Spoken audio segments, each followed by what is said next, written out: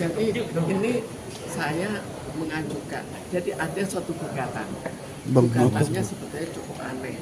Gugatannya saya harus membayar ganti rugi, semua gaji saya harus dikembalikan. Lalu di situ juga saya tanya ke Kemenaker, mereka mengatakan bahwa gaji itu adalah hak, tidak bisa diminta kembali. Jadi bertentangan dengan pengadilan. Lalu apa yang terjadi dengan gaji? Gaji selama saya bekerja, coba bayangkan, bekerja 50 tahun ya, kembalikan plus karena didobel-dobelin. Lalu apa alasannya? Alasannya pun juga aneh. Alasannya hanya saksi. Saksi itu ada dua kan, saksi dari pihak Bluebird dan saksi dari saya. Bluebird itu maksudnya direktur Bluebird. Dan saya sebagai sesama direktur. Dari saksi saya, semua mengatakan saya bekerja keras. Itu 5 saksi. Dan saya membuat semua desain untuk Bluebird. Dari saksi dari Purnomo, itu dari direktur yang menggugat saya itu Purnomo. Purnomo mengatakan bahwa saksinya 3 orang tidak berani memberikan komentar. Satu itu sekretaris pribadi dia, sebetulnya yang masih aktif, sebetulnya tidak kompeten untuk menjadi saksi, dan hanya satu saksi kok itu yang dianggap sebagai hal yang sah. Kemudian kita lanjutkan dengan gugatan lain, jadi total 140 miliar. Tapi apa yang terjadi? Anak harus ikut menanggung. Jadi kalau saya tidak selesai membayar, maka anak turunan saya semuanya kena. Tambah lama tambah aneh, siapa yang melakukan? Jadi rupanya tadinya saya harapkan Purnomo sudah berumur kan, ya lebih muda dari saya, tapi ya sudah berumur. Kalau dia sudah tidak ada, saya harapkan anaknya merendah. Ternyata anaknya lebih ganas. Anaknya meminta bahwa semua turunan saya harus berbayar. Itu satu poin. Lalu kita lihat berikutnya, saya pencemaran nama baik. Pencemaran nama baik itu sekarang apa kebenaran? Katanya masyarakat sekarang sudah tercemar. Gara-gara saya, masyarakat menilai bahwa Bluebird kurang baik. Tapi sekarang ada persoalan, ada Bluebird polisi dan ada Bluebird, itu ada dua. Lucu. Jadi ada PT Bluebird Taksi sejak tahun 71. PT Bluebird Taksi itu banyak ada 4 pengusaha yang berkumpul. Jadi bohong bahwa itu hanya Purnomo dan kakaknya, bohong total. Tapi banyak pengusaha berkumpul dan pengusaha ini semuanya sama-sama memberikan dana, menyetor dana untuk membuat PT Bluebird Taksi, sama-sama mengelola. Satu persatu digeser. Jadi satu Teguh Budiman digeser pada tahun 1983, ada lagi Yusuf Ilham pada tahun 1986, saya 2 kali, satu tahun 2001 dan tahun 2013. Yang 2001 itu lucu lagi, jadi sebelumnya dibuat teror. Teror apa? Teror bahwa akhirnya saya diculik, upaya penculikan. Itu saya ada semua dokumennya, ada nomor-nomor dokumen. Jadi sudah ada pernyataan resmi dalam hubungan dengan penculikan. Dan kalau berhasil diculik, dioper di tim, jadi timnya 14, dioper ke tim 4. Tim 4 itu lebih profesional. Jadi masa ada tim penculik yang mundur karena dia bilang saya tidak mau terlibat dalam pembunuhan. Akhirnya dalam waktu sekian lama saya tidak berhasil diamankan. Tapi yang berhasil diamankan dan berhasil terbunuh. Tidak tahu karena apa, itu adalah salah seorang yang hubungannya dengan masalah gugatan 11 miliar oleh pemegang saham lain. Mungkin pernah tahu bahwa ada pemegang dianiaya. Dianiaya, akhirnya dia gugat 11 miliar. Nah, dia punya anak buah yang menjadi saksi. Anak buah itu bersama dengan saya dikatakan, dua orang ini berbahaya. Kalau ada kesempatan tabrak dan pada dia terjadi tabrakan sekarang dan dia meninggal, apakah tabrakan itu oleh tim penculik itu tidak tahu, tapi kok mirip-mirip. Lalu kita lihat pencemaran nama baik. Pencemaran nama baik itu muncul lagi. Jadi hakim mengatakan bahwa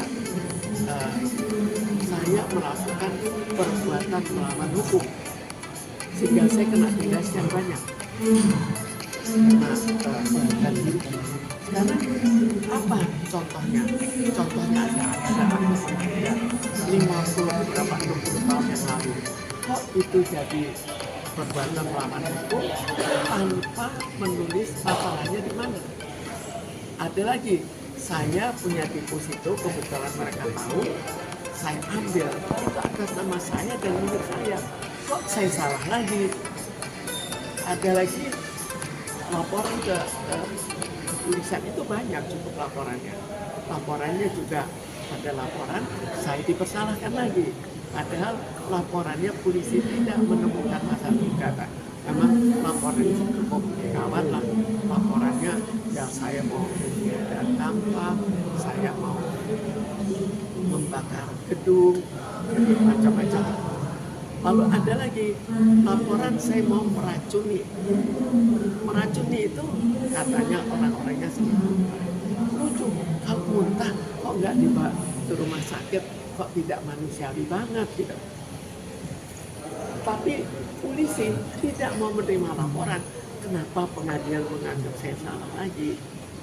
Jadi terlalu banyak hal yang sifatnya agak aneh. Sekarang kita lihat apakah Purnomo berhak untuk menggugat saya? Sebetulnya harus lewat rapat hukum pemegang saham. Tapi dia berhak untuk lolos. Ada lagi, ada namanya benturan kepentingan. Jadi dia mengelola bersama dengan saya PT Bluebird Taksi.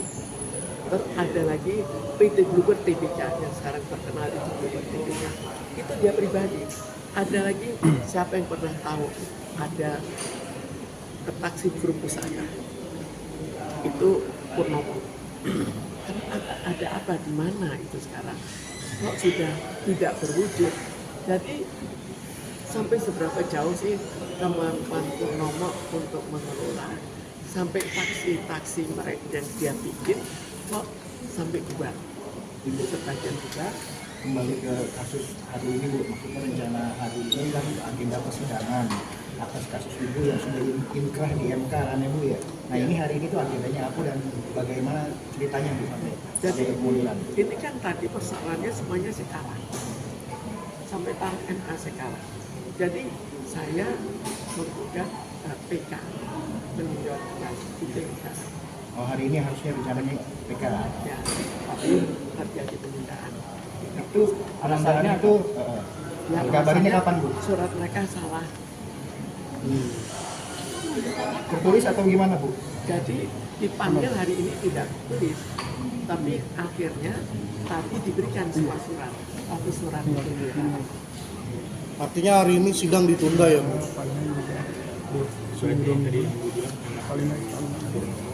Lebih ganas, termasuk ponakan Ibu Indra Priawat, suami dari Nita Windu, bisa dibilang gitu. Jadi Indra Priawan itu anak. Jadi kita bayangkan situasi yang terjadi ya. Jadi Purnomo memang masih kecil, sudah punya anak. Jadi akhirnya kebutuhannya kan tinggi, anaknya lebih besar. Kalau Chandra itu kakak saya, dia punya istri kedua. Namanya istri kedua pada umumnya, saya tidak menuntut istri keduanya sekarang, tapi pada umumnya kan perlunya uang. Nah itu anaknya itu dipelihara.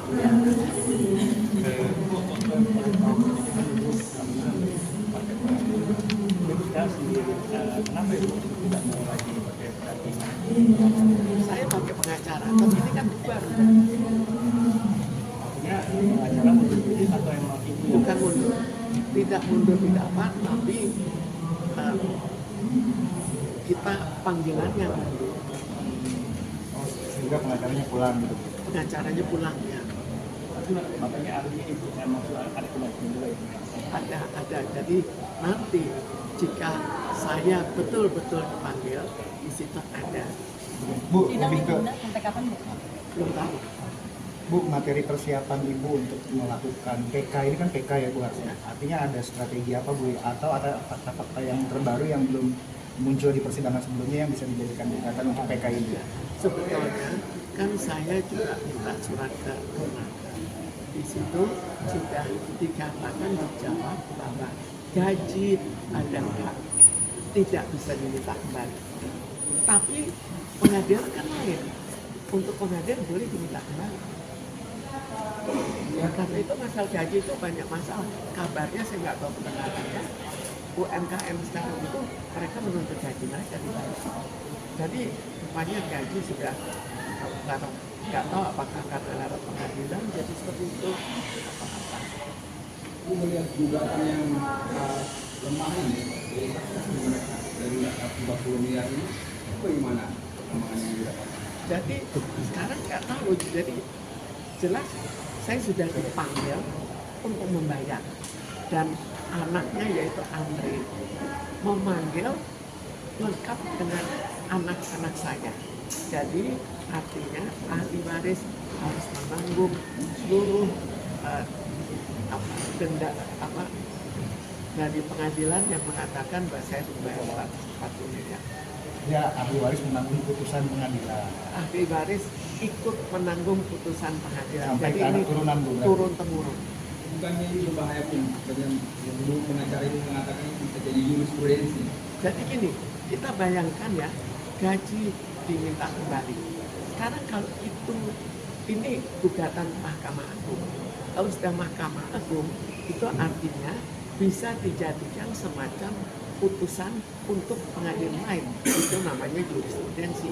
Jadi nanti kalau orang lain tidak dibayar atau diminta kembali gajinya, maka bisa menggunakan perkara saya sebagai contoh bahwa itu akhirnya harus diakui karena sudah diakui sampai Mahkamah Agung. Jadi akhirnya jadi tambah kacau. Saya yakin apa iya dari konglomerat itu tidak akan menyalahgunakan. Bu, pertanyaan terakhir dari saya Bu, apakah Ibu mau mengadukan ini? Ini kan ketidakadilan yang Ibu rasakan. Apakah Ibu ingin mengadukan ini ke Menteri Hukum atau sampai ke Presiden Bu?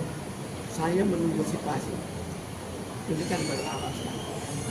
Tapi saya anggap ini betul-betul contoh yang luar biasa keterlaluan. Ada lagi, coba bayangkan, begitu banyak. Sekarang saya mencemarkan PDIP bersaksi nama baik. Siapa di antara kalian yang merasa bahwa itu tercemar? Dan siapa yang bisa membedakan antara PDIP bersaksi dan PDIP berintegritas? Jadi ini kayak dipaksakan gitu ya? Ya, sangat nyata dipaksakannya.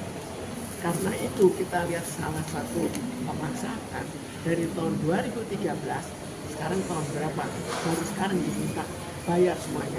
Mungkin mereka menunggu sampai saya tidak ada. Jadi nanti anak turunan saya. Mungkin itu juga nggak tahu juga kenapa kok ditunda dari tahun 2013 sampai sekarang baru diminta bayar segera bayar. Dengan sidang